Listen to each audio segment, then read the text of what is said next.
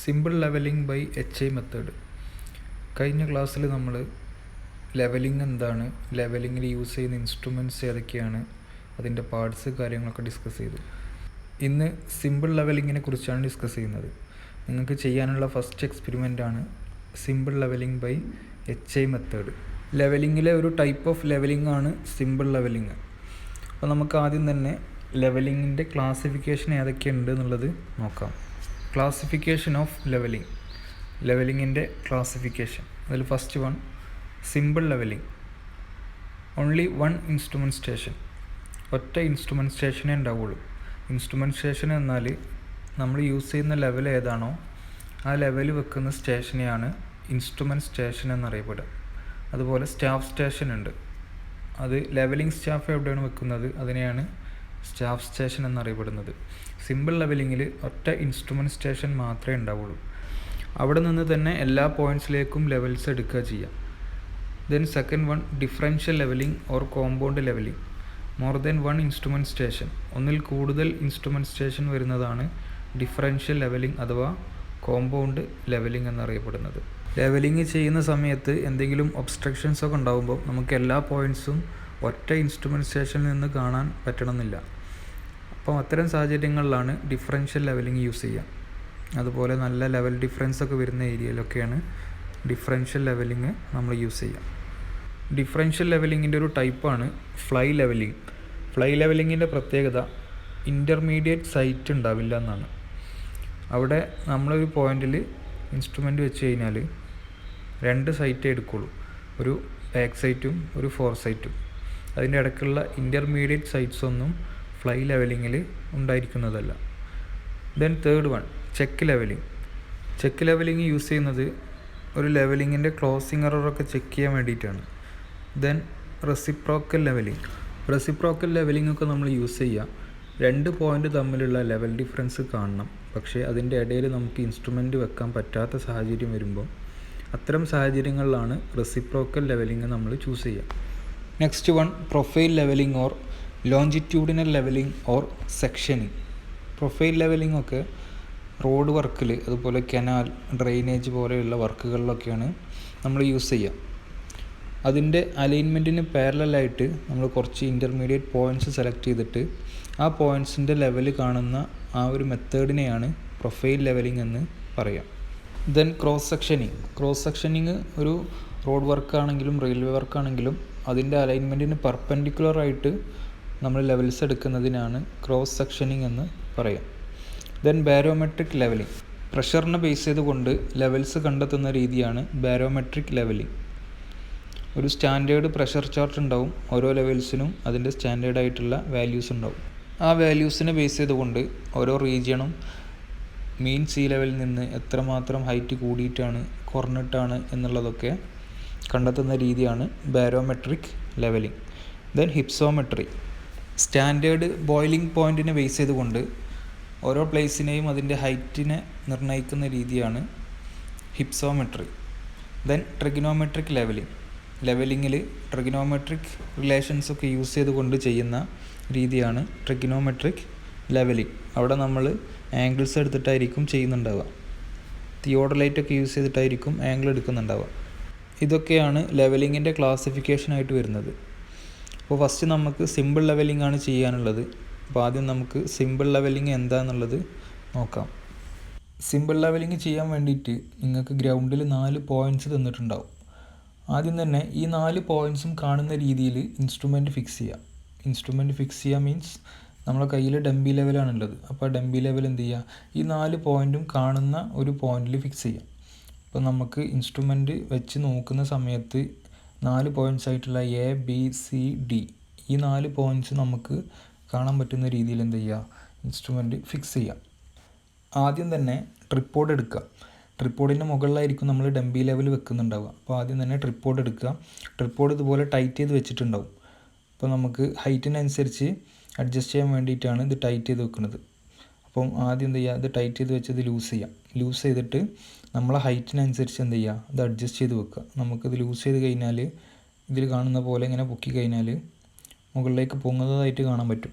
ഇങ്ങനെ പൊങ്ങി കഴിഞ്ഞിട്ട് എന്ത് ചെയ്യുക, നമുക്ക് എത്ര ഹൈറ്റാണോ വേണ്ടത് നമ്മളെ ഹൈറ്റിനനുസരിച്ച് ഫിക്സ് ചെയ്ത് വെക്കുക. അതിന് ശേഷം നേരത്തെ ലൂസ് ചെയ്ത സ്ക്രൂ ടൈറ്റ് ചെയ്ത് വെക്കുക. അതിന് ശേഷം ഡംബി ലെവൽ എടുക്കുക. ഡംബി ലെവൽ എടുത്തിട്ട് ഇതുപോലെ വെക്കുക. അതിൻ്റെ താഴെ ഒരു സ്ക്രൂ ഉണ്ടാവും. ആ സ്ക്രൂ എന്ത് ചെയ്യുക, ടൈറ്റ് ചെയ്യുക. ടൈറ്റ് ചെയ്ത് വെച്ചാൽ അവിടെ ഇൻസ്ട്രുമെൻറ്റ് ഫിക്സായി. ഗ്രൗണ്ടിൽ നമുക്ക് 4 പോയിൻറ്റ്സാണ് തന്നിട്ടുള്ളത്. ഫസ്റ്റ് എ പോയിൻ്റ് ഏകദേശം ഈ ഭാഗത്താണ് മാർക്ക് ചെയ്തിട്ടുള്ളത്. ദെൻ ബി പോയിൻ്റ് അടുത്തൊരു ലെവലിലാണ് ബി പോയിൻ്റ് മാർക്ക് ചെയ്തിട്ടുള്ളത്. ദെൻ സി പോയിൻ്റ്, ബി കഴിഞ്ഞതിന് ശേഷം സി പോയിൻ്റ് അടുത്ത ലെവലിലുണ്ട്. Then D. ഇങ്ങനെ 4 പോയിൻറ്റ്സാണ് തന്നിട്ടുള്ളത്. ആദ്യം തന്നെ ഈ 4 പോയിൻറ്റ്സും കാണുന്ന ഒരു സ്റ്റേഷൻ നമ്മൾ ഫിക്സ് ചെയ്തു. അവിടെ ഇൻസ്ട്രുമെൻ്റ് വെച്ചു. ഇൻസ്ട്രുമെൻ്റ് വെച്ചിട്ട് നേരെ റീഡിങ് എടുക്കുകയല്ല ചെയ്യുക. അതിന് മുന്നേ കുറച്ച് അഡ്ജസ്റ്റ്മെൻറ്റ്സ് ചെയ്യാനുണ്ട്. അതിനെയാണ് ടെമ്പററി അഡ്ജസ്റ്റ്മെൻറ്റ്സ് എന്ന് പറയുന്നത്. Temporary adjustments. അപ്പോൾ ആ ടെമ്പററി അഡ്ജസ്റ്റ്മെൻറ്റ്സ് ഏതൊക്കെയാണെന്നുള്ളത് നോക്കാം. അതിൽ ഫസ്റ്റ് വൺ ലെഗ് അഡ്ജസ്റ്റ്മെൻറ്റ്. നേരത്തെ നമ്മൾ ചെയ്തു അല്ലേ.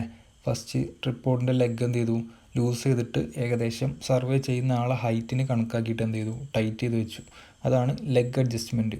ഏകദേശം പാരലലാക്കിയിട്ട് വെക്കുക. ഒന്ന് ട്രിപ്പോഡ് ഏകദേശം ലെവലാക്കിയിട്ട് തന്നെ വെക്കുക. The next one levelling up. ട്രിപ്പോഡിൻ്റെ മുകളിൽ വെച്ചിട്ടുള്ള ഡംബി ലെവൽ ചെയ്യണം. ഡംബി ലെവൽ ചെയ്യാൻ വേണ്ടിയിട്ട് അതിൽ ഫുഡ് സ്ക്രൂസ് ഉണ്ട്. ആ ഫുഡ് സ്ക്രൂ യൂസ് ചെയ്തിട്ട് എന്ത് ചെയ്യുക, കറക്റ്റ് ഡംബി ലെവൽ ചെയ്യുക. അപ്പം ഫുഡ് സ്ക്രൂ യൂസ് ചെയ്തുകൊണ്ട് ഡംബി ലെവൽ എങ്ങനെ ലെവൽ ചെയ്യാം എന്നുള്ളത് നോക്കാം. ഈ മുകളിൽ കാണുന്ന ബബിൾ ട്യൂബ് താഴെയുള്ള 2 ഫുഡ് സ്ക്രൂവിന് പാരലലാക്കിയിട്ട് വെക്കുക. ഇതിൽ കാണുന്ന പോലെ വെക്കുക. എന്നിട്ട് താഴെ പാരലലാക്കിയിട്ടുള്ള 2 ഫുഡ് സ്ക്രൂ എന്ത് ചെയ്യുക, ഒന്നെങ്കിൽ ഔട്ട്വേർഡ് തിരിക്കുക. അതിൽ കാണുന്ന പോലെ ഔട്ട്വേർഡ് തിരിക്കുക, അല്ലെങ്കിൽ ഇൻവേർഡ് തിരിക്കുക, ഉള്ളോട്ട് തിരിക്കുക.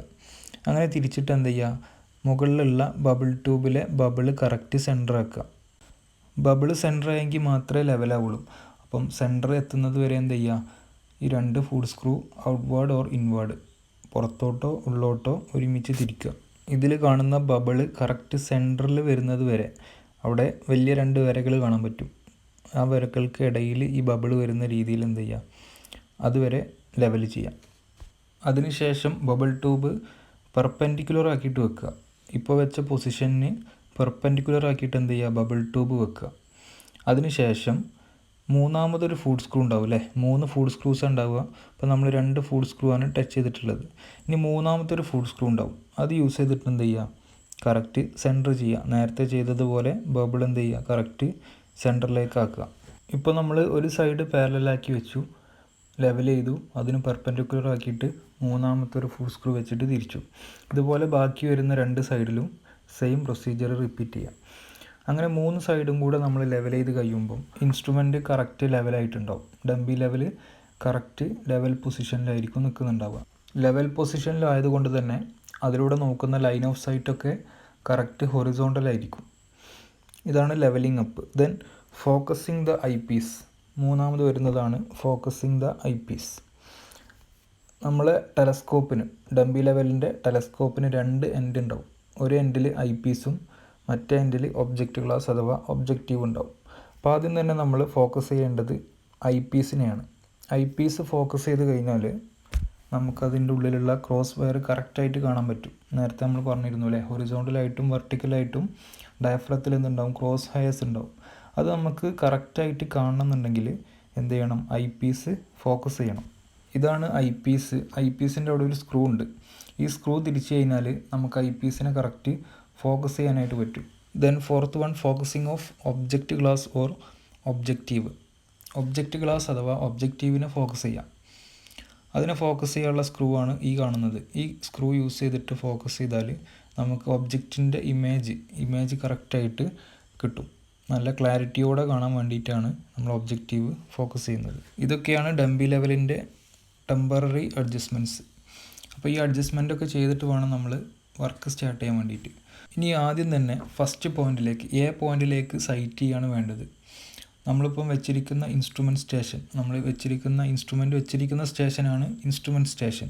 അതുപോലെ ലെവലിംഗ് സ്റ്റാഫ് വെച്ചിരിക്കുന്ന സ്റ്റേഷനാണ് സ്റ്റാഫ് സ്റ്റേഷൻ എന്ന് പറയുന്നത്. അപ്പോൾ നമ്മൾ ഇൻസ്ട്രുമെൻറ്റ് സ്റ്റേഷനിൽ നിന്ന് സ്റ്റാഫ് എ പോയിൻറ്റിൽ വെക്കുക.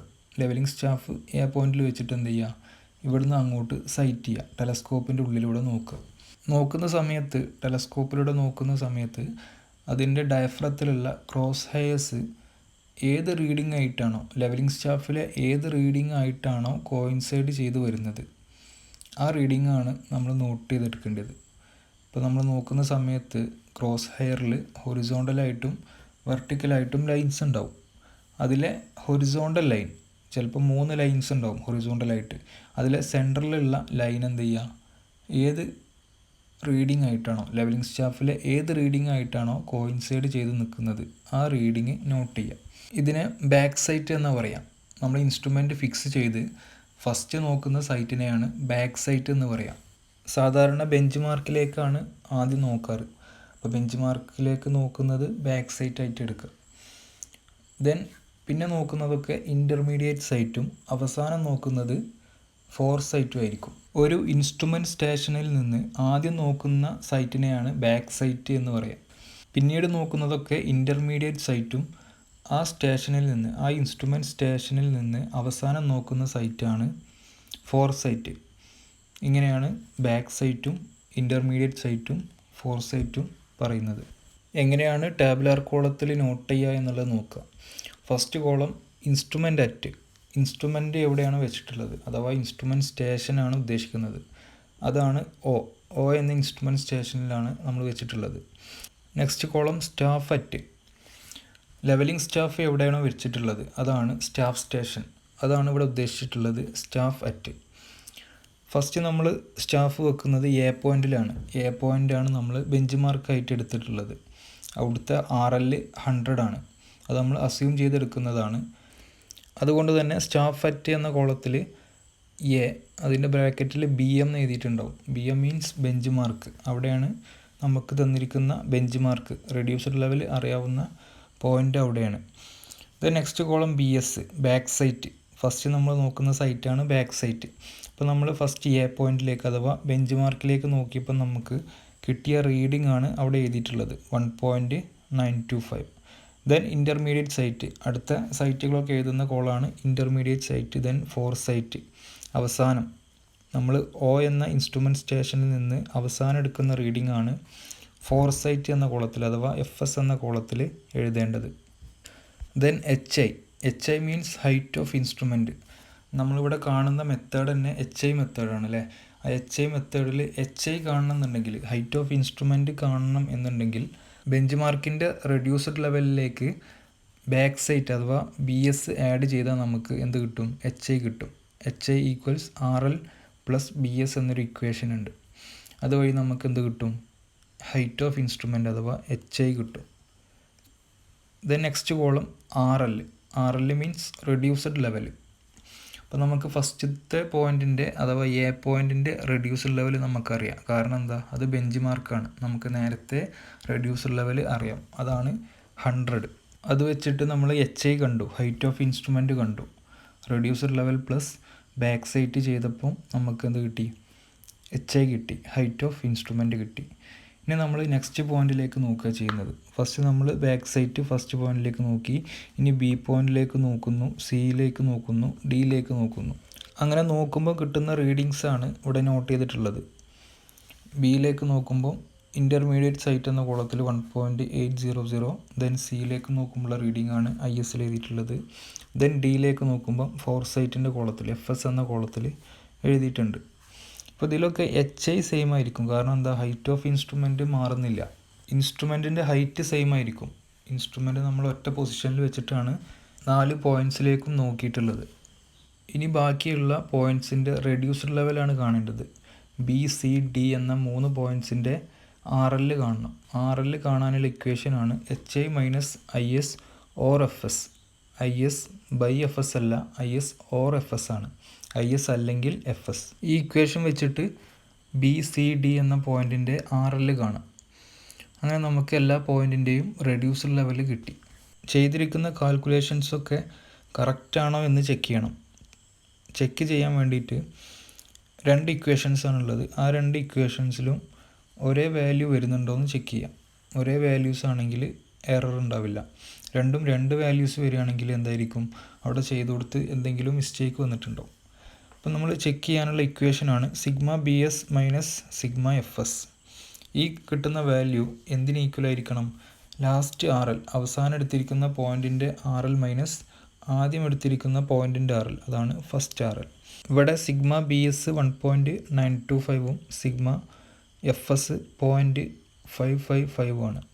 ഇത് ചെയ്യുമ്പോൾ കിട്ടുന്ന അതേ ആൻസർ തന്നെയാണ് ലാസ്റ്റ് RL നിന്ന് ഫസ്റ്റ് RL മൈനസ് ചെയ്യുമ്പോൾ കിട്ടുന്നത്. രണ്ട് വാല്യൂസും സെയിം ആയതുകൊണ്ട് തന്നെ ചെക്ക് ഓക്കെയാണ്. നമ്മൾ ചെയ്ത കാൽക്കുലേഷൻസിൽ എററൊന്നും സംഭവിച്ചിട്ടില്ല.